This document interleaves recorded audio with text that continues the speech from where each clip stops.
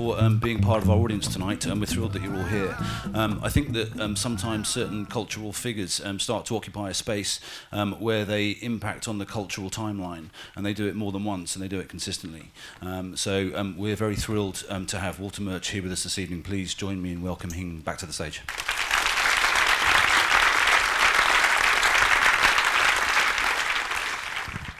How was it watching the conversation? Great. For you? It's a beautiful print. I was nervous about 35 millimeter because I've had some bad experiences at film festivals where old films like this have been shown and the prints are ropey.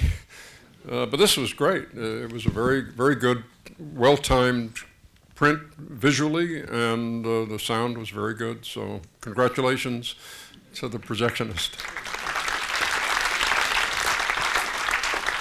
So when we were talking about this event, you sent me an email which kind of characterised that time, and I wondered whether you could maybe just sort of like paint a little picture for us of what it was like in terms of who you were working with and who you had met and that kind of time period leading up to working on the conversation. Well, and I mean the collective we, came to film school in the mid-1960s, Francis a little earlier than I did. And that's 1965 was the rock bottom of Hollywood production. And everyone in Hollywood assumed that this was on the way out, that vaudeville had been killed by movies and now television was going to kill the movies. It was just part of the succession. And the film school teachers consoled us, advised us to get out of the business. You can still get your money back, you get your tuition back, because there's just no jobs. It's going to get worse. And yet we didn't see any alternative. Some people did actually, after that lecture, some of the film students left. People who had wanted to study film went into real estate, something more sensible. But a core group of us stayed, and that's where I met George Lucas. He was a film student at USC. Francis was a film student at UCLA, which is on the other side of Los Angeles. And they were rival schools, but only 3 film schools in the country at that time. There was NYU, and USC and UCLA. There was a rivalry, UCLA, USC. They would come to screenings of our films and throw Rotten Tomatoes at the screen and accuse us of being soulless technocrats, sellouts to Hollywood who couldn't tell a gripping story. And we would do the same to them and accuse them of being drug-addled narcissists, incapable of telling a story. So it was out of that froth that we all, in fact, were debouched, I guess, into the world of Hollywood, and it was disappointing. It was not enthusiastic, and in the end, a bunch of us got together and said, "Let's get out of here. What we want to do is recreate film school, and we'll do it somewhere else if we can't do it here." And so we piled into a series of vans and trucks. Aggie, my wife, drove this monster truck with me asleep in the passenger seat, our 1-year-old child asleep on the floor, with all of the equipment up to San Francisco. And we started this hopeful zoetropes thing, which was that. It was, can we make films collectively somehow the way we had been making them at film school? And there was a rocky road to begin with. The THX that you mentioned was a commercial failure.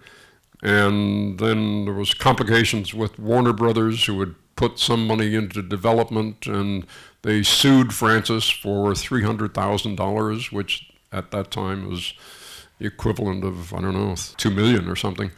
And as a life raft, he did accept this job to direct a gangster film, exactly the kind of film he didn't want to make. He wanted to make this kind of a film. But he accepted the idea of making this gangster film called The Godfather, and of course it became a big success. And that put some pins underneath Zoetrope, and we were able to make this film and many other films as well. Can I ask how the conception of the film came about? It was about a real surveillance technician called Hal Lipset, is that right? He's in the film, Hal Lipset. Yes, he was an advisor on the film. He was also the person who certified, if you remember Watergate, that period, there was a famous 18-minute or 18-second, I can't remember, 18-something gap in the tape of Nixon's tape, which had been erased, something absolutely incriminating. And Hal Lipset was called in to do, anyway, he was an advisor to Francis on the script, and then during the shooting, and you can see him in the background of one of the shots at the convention. And it was Francis's ode, in a sense, to blow up Antonioni's film, and except for sound. The other aspect to it was Francis wanted to make a film about a background character, somebody who in an ordinary film would have a walk-on part of, I don't know, 2 minutes, 3 minutes. He would come to hand in the tapes and get the money, and that would be it. You'd never see him again. So what is that man's life like? And he took his cue, actually, from The Apartment, which is Billy Wilder's another version of, I'm just blanking now on... Brief Encounter? Brief Encounter, sorry. Brief Encounter, the man who loans the apartment, where the tryst is going to happen. Billy Wilder said, I want to make a film about that guy. And that became The Apartment, and so in a sense, this is another version of that. The other thematic thing is that Francis wanted to make an alloy of two incompatible film threads, one of which was a Hitchcock thriller, like Whodunit, and the other one was a character study, a kind of meditative thing that he kind of based on Steppenwolf, Hermann Hesse. So if you can imagine Hermann Hesse and Hitchcock forced together, that's this movie, and that's actually the origin of Gene Hackman's name. In Steppenwolf, the man's name is Harry Haller. Here was originally Harry Caller, C-A-L-L-E-R instead of Haller, and then that became Caul, C-A-L-L. And then the script was being retyped at one point, and the secretary made a switch accident, and it came out C-A-U-L. And Francis knew what a caul was, which is Julius Caesar apparently was born with a caul, which is a membrane. Supposedly it portends great fate, something great or momentous. And that also became a thematic inspiration for the semi-transparent raincoat that Harry wears, and the fact that whenever Harry is under stress or bad things are happening, you are looking at people through cloudy plastic. Obviously, the murder scene is seen on the other side of this rippled glass, but frequently a number of other places where you'll see that going on. So that's the origin. Can I ask about the editing challenge, that the missing 15 pages that were never shot? Yes, as I indicated at the beginning of the film, this was barely squeezed in between Godfather 1 and Godfather 2. And a casualty of that constriction was that they fell behind in the schedule, and then the implacable wall of beginning Godfather 2 hit, and Francis had to abandon this film with 10 pages of script unshot. And as he waved goodbye to me to go off to shoot Godfather 2, he said, well, put it together the best way you can, solve the problems come up with something, and then we'll try to minimize the damage, and then we'll go back to Paramount, the studio, and ask them for some money to shoot whatever needs to be fixed. And So that was, in addition, just to the challenge of editing the film. It's editing a film without these 10 pages, most of which happened around the scene with him, Harry, pursuing Anne in the fog. That was originally supposed to happen in reality, and so making it a dream sequence was one of the solutions to it. And in another solution that solved some of these problems was to condense the two stories. In the original screenplay, the Moran and Meredith, the two rivals, went to the laboratory, the workshop, to steal the plans for these amazing microphones that Harry made. And in fact, that's what was shot. When Harry woke up and Meredith is gone, he discovers that the plans have been stolen. And he says, bitch. So we were able to knit them together by making her steal those tapes. Then he goes to the he goes to the office, and they already have the tapes. As it was shot, he was actually bringing the tapes to them. And so the Meredith character was actually not an agent of the She wasn't an originally. agent of the Harrison Ford gang. She was an agent of Moran. And so it was a separate thing. And in retrospect, of course, this is better because it integrates the stories. And so the solution to the problem was provoked by the fact that the material wasn't shot. And there's an amusing story. In the end, we did have to shoot one shot. We did have to shoot something. And it was the shot, if you remember it, of Harry. He's on the right-hand side of the frame, and he pulls the tape keeper off, and this reel collapses, and it's empty. And then it cuts to him frontally, and he says, bitch. And so we shot that scene of the tape recorder. Gene Hackman wasn't available, so we used Gene Hackman's brother.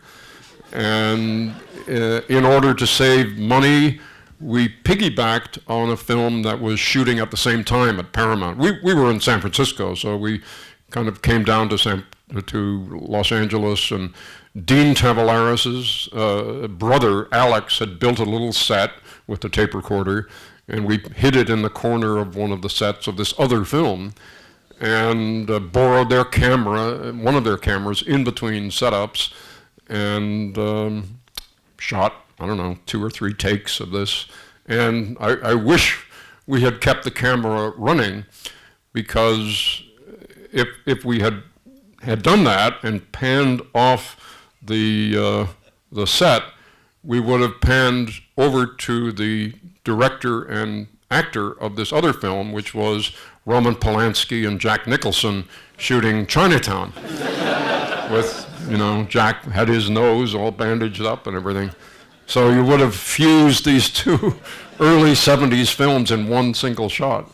So we have quite a lot of filmmakers here tonight, and so I think probably many of them are aware of In the Blink of an Eye, which many people regard as one of the seminal books on editing. Obviously, you've probably told that story before, but the thing that maybe some people here haven't heard was what I heard at Sheffield probably a month and a half ago when we met, which was the ending to the story about a Japanese research team who I believe confirmed the theory that you developed during the editing of Gene Hackman in this film.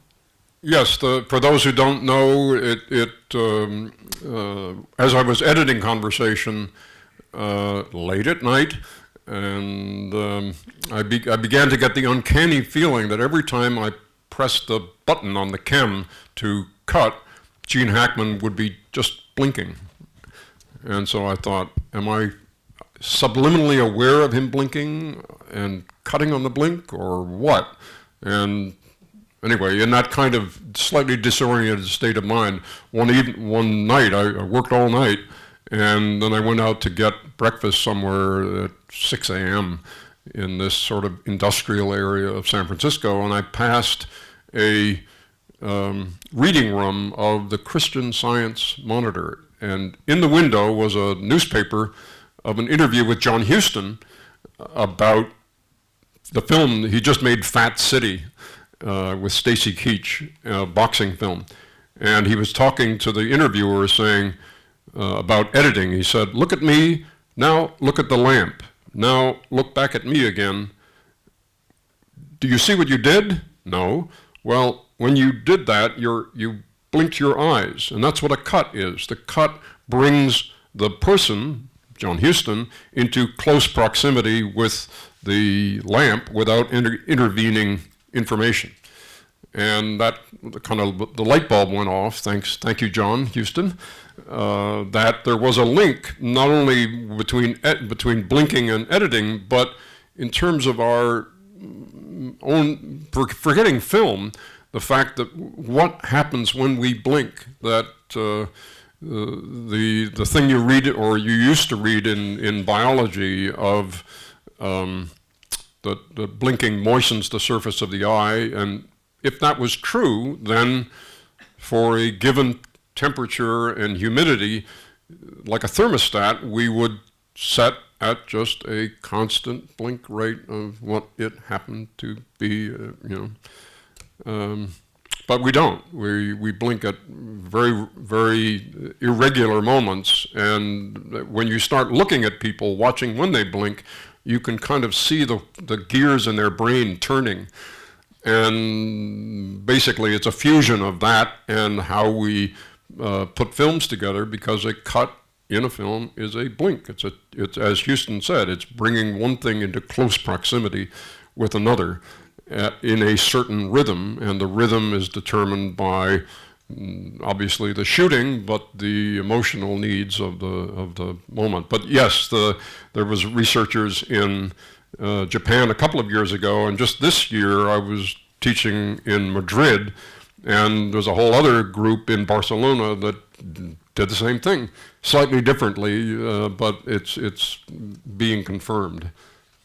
Obviously, as a sound man, coming into work as an editor on a film about sound and about the way that sound can be used in nefarious ways, possibly, was this something that you were energized by, or was it a challenge, or what were the specific challenges for you in terms of creating the sounds that you used within the film as as part of that story, like that they had narrative import? In the conversation. It was curious. I mean, I had worked on, I'd done the soundtrack for a number of films at this point. I'd never edited picture before, but now I was doing both.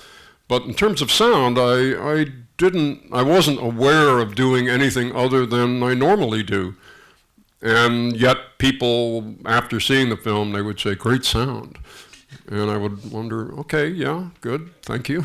But why this film? And as soon as you think about it, as soon as I started thinking about it, it was obvious as it can be that this person, the main character, is a sound person.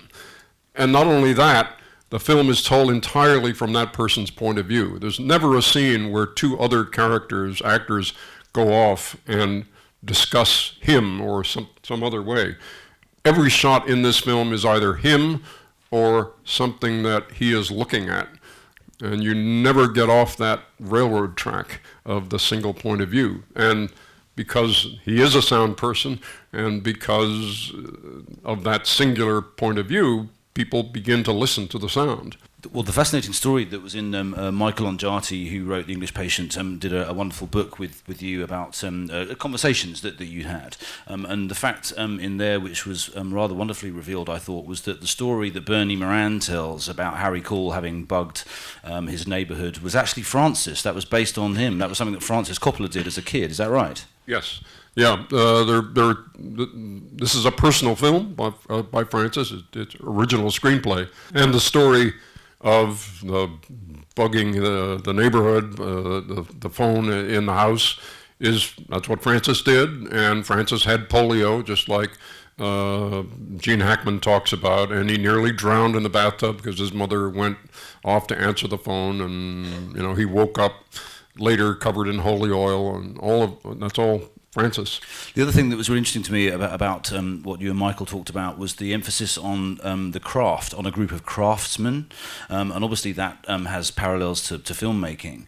But you talked quite a lot about filming Gene Hackman's hands, and about specifically, homing in on that minutiae of the process. Was that something that appealed to you and Francis? Yes, absolutely, and particularly Francis. He made the observation at the time that there's something about cinema that loves to watch people do things like woodworking or making shoes, or just how do you do that kind of stuff. And so that's what you see in this film. And it's thankfully, all of this technology is analog technology, so you can actually see it, in a sense, the tape turning and then the tape going backwards, and the faders doing this and everything. It would be a little more opaque if it were all digital. Speaking of digital, when I was thinking about in the screenplay that he's able to turn the music, he's able to erase the band and hear the dialogue that's on the other side. This was 1972, 1973, and I thought at the time, well, the only way that's possible is if it were digital recording, which was just beginning at that time. It was just beginning to emerge out of the laboratory. So I knew something about it, and I had no practical experience with it. So I thought, well, then, okay, I'm going to say that Harry is a genius ahead of his time, and he somehow invented a digital device that could erase by phase cancellation the band. And that loosed a whole other series of ideas that you hear right at the beginning of the film, where you hear these mysterious sounds. And what that is my interpretation of what digital distortion might sound like. Again, remember, this is 1972, 1973. I'd never heard it, but I thought, well, that's what it would sound like, maybe. And it solved a problem, practical problem, which is, how do I indicate in the conversation that something is off axis, that it's not being well recorded?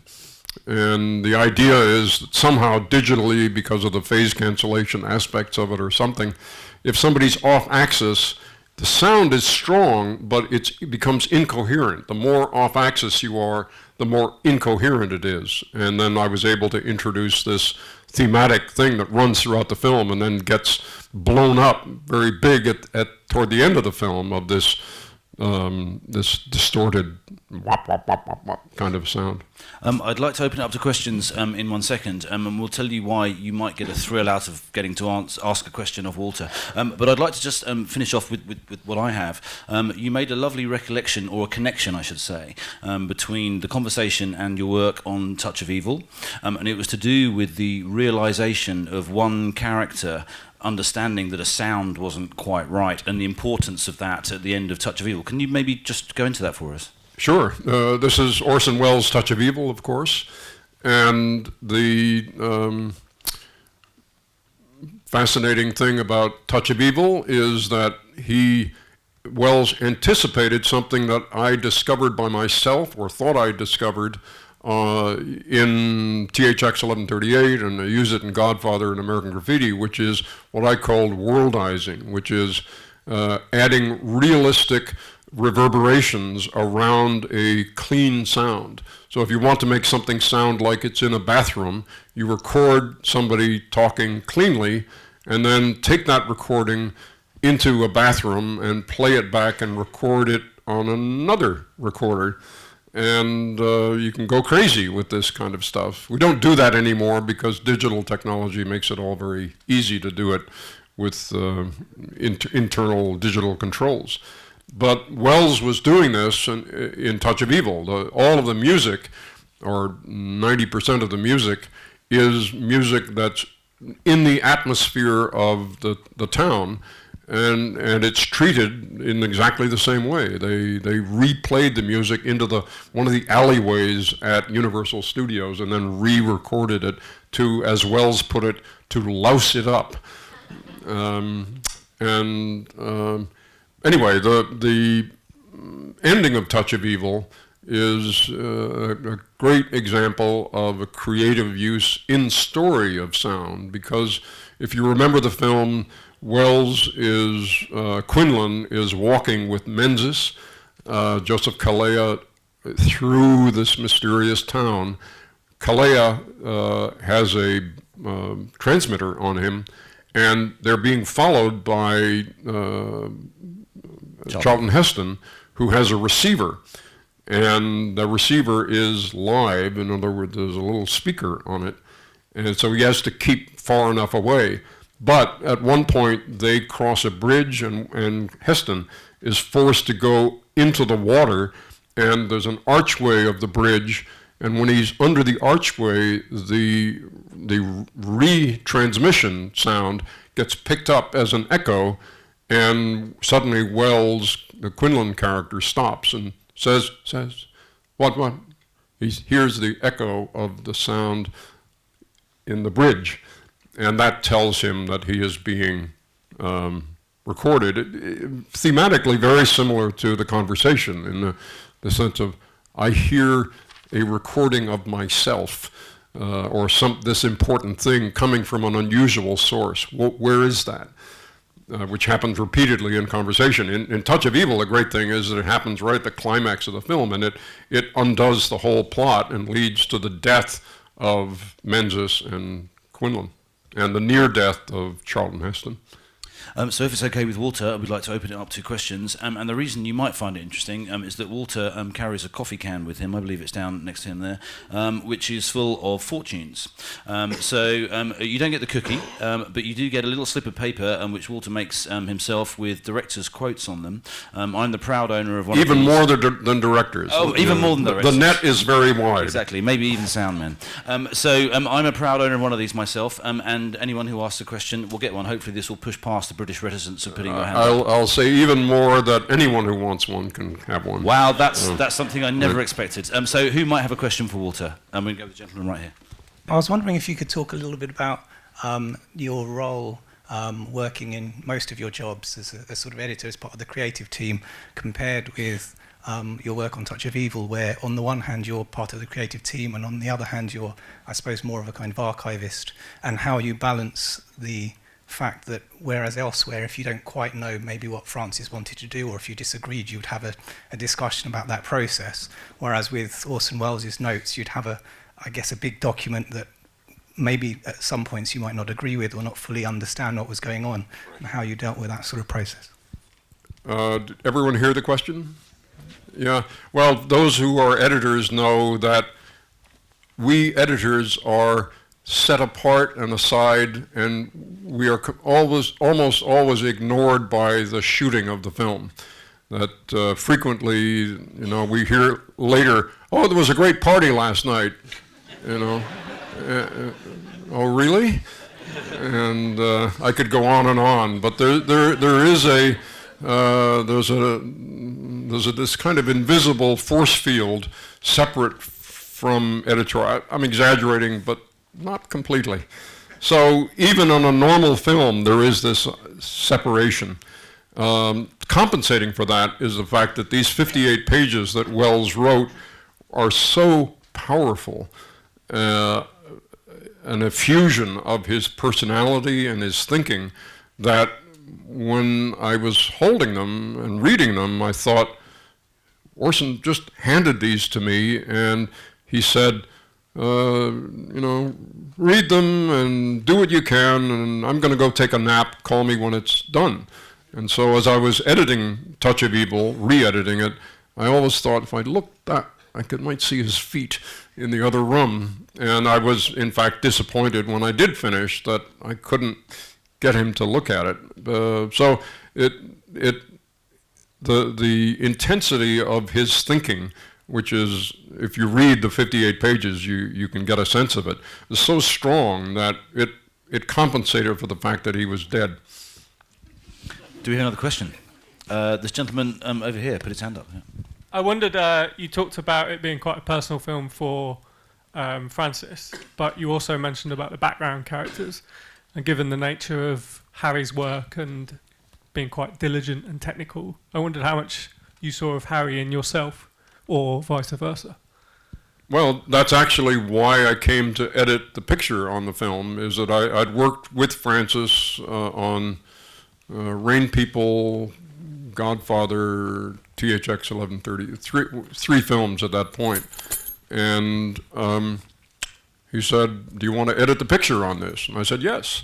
And he said, well, yeah, Harry's a sound man and you're a sound man, so you know all about the character. You can do it.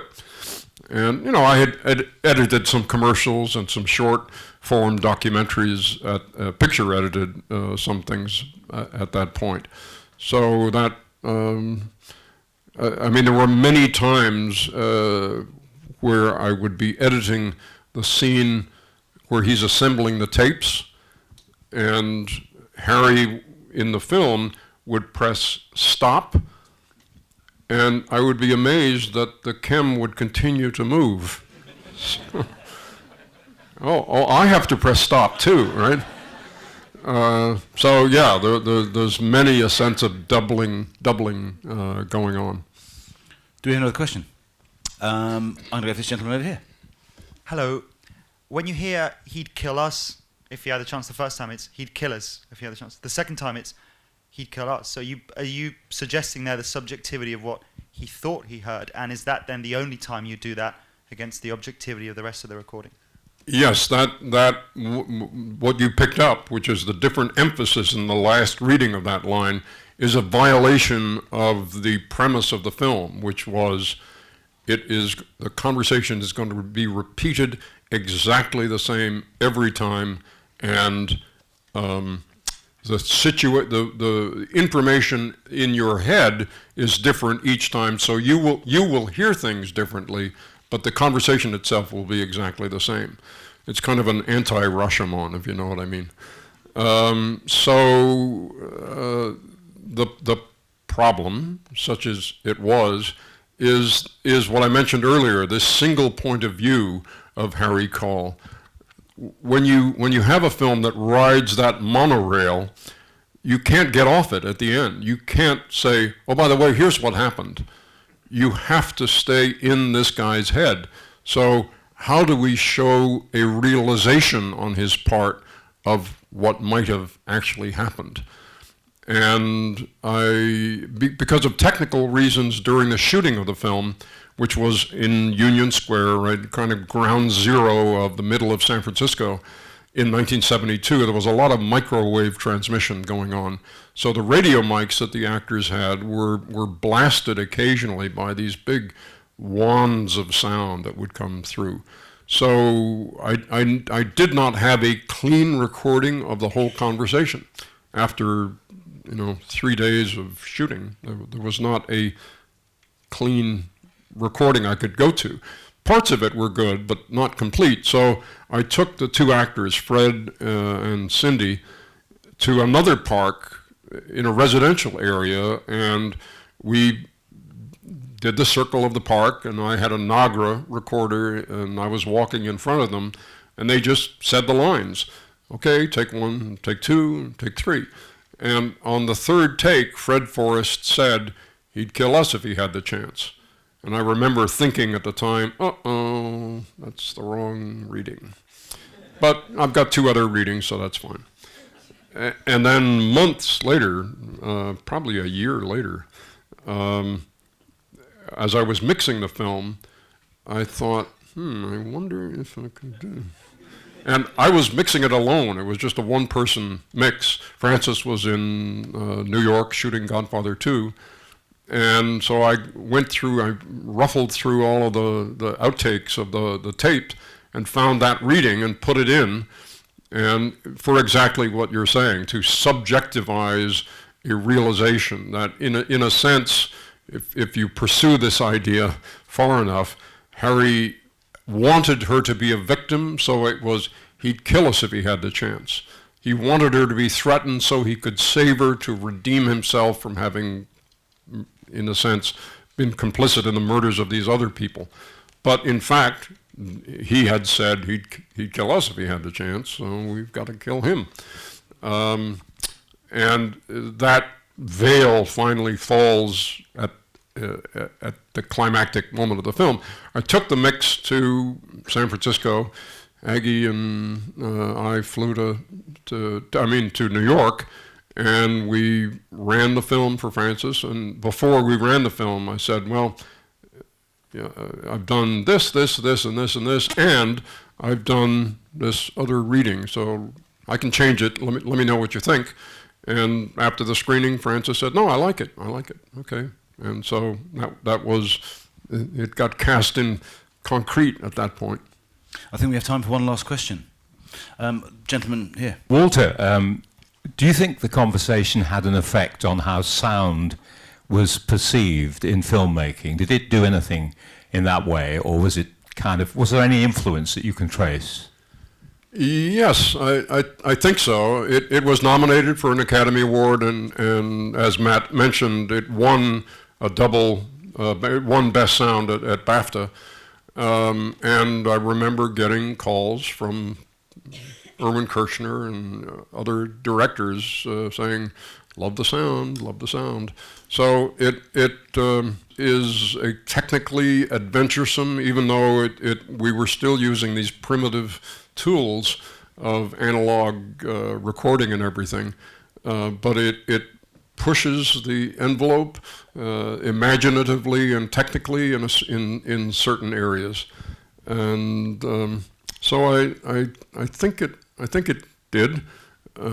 It's an investigation also of this idea of worldizing, of giving atmosphere to things.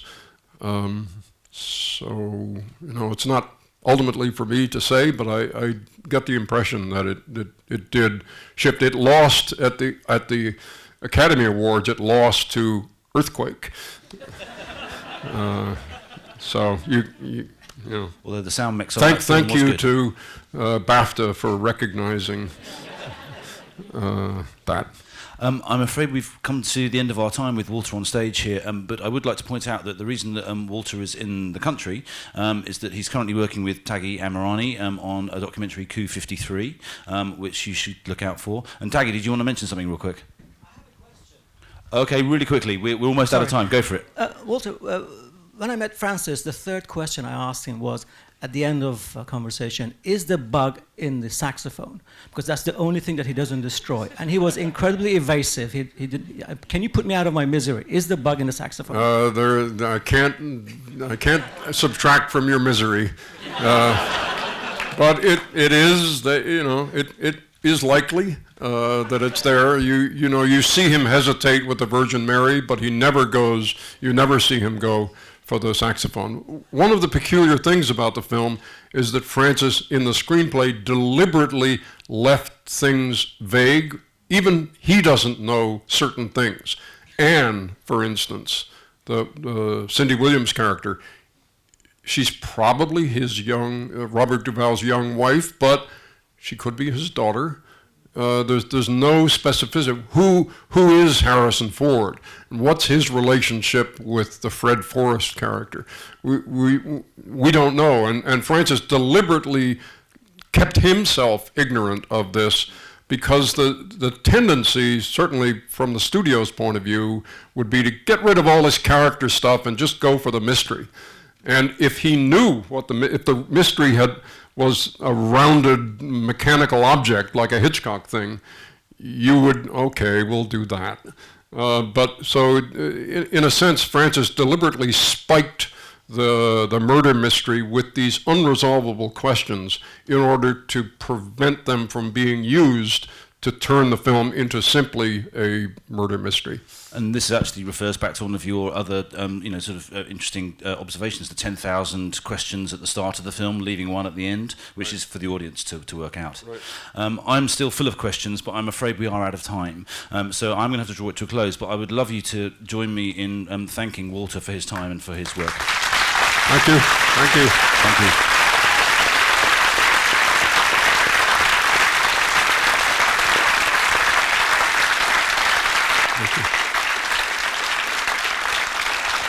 guys. A Q&A with Walter Murch, the editor. I, as an editor, have revered him for decades, actually, and read his book a number of times. Have given every assistant I work with gets a copy of that book. That's how much I appreciate that book. So to meet him and to hear him talk is always, an incredible privilege.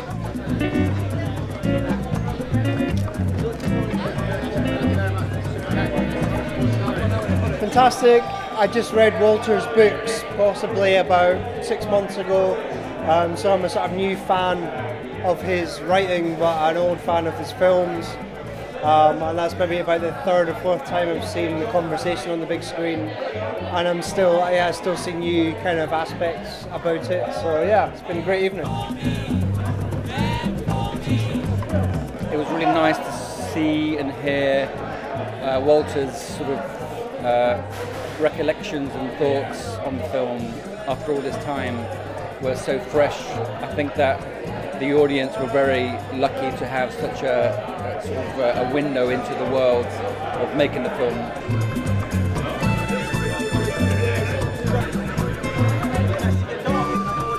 It's been a huge influence on me, so I feel quite starstruck to be there, and he's quite an important figure, I think, in cinema.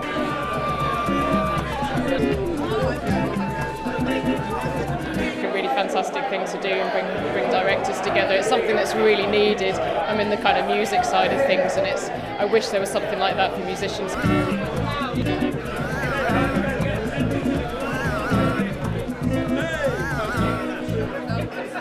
Thank you, man.